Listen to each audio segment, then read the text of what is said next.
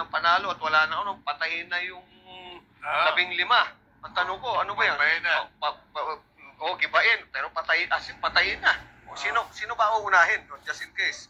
Sabi ni Tory, dinimanda niya raw ng grave threats, ano pa yan, inciting to sedition, ano pa, unlawful utterances. Sabi ko, itong si General Tory, General, I think you're a tower of ignorance and an edifice of nonsense. Actually, nabasa ko nga yan. Ikaw naman, alam mo naman na joke yun. Everybody was laughing when they heard him. In fact, sabi ko, you're more popist than the Pope.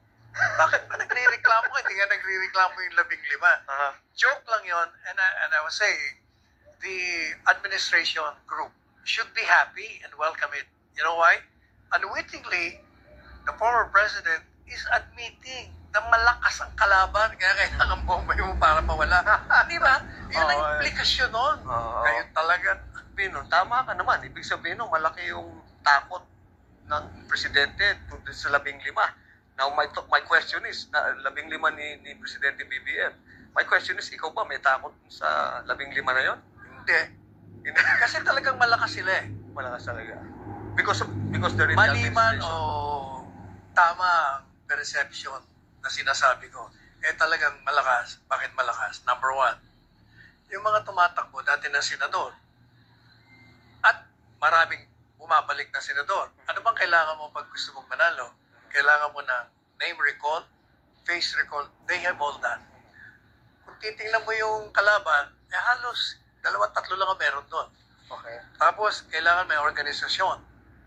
Yung mga tumatakbo ngayon sa kabila, talagang puro may organisasyon kasi galing na sila ron eh. Pangatlo, kailangan may pera. Alam mo nung kailangan ng pera. Itong mga kalaban, wala eh.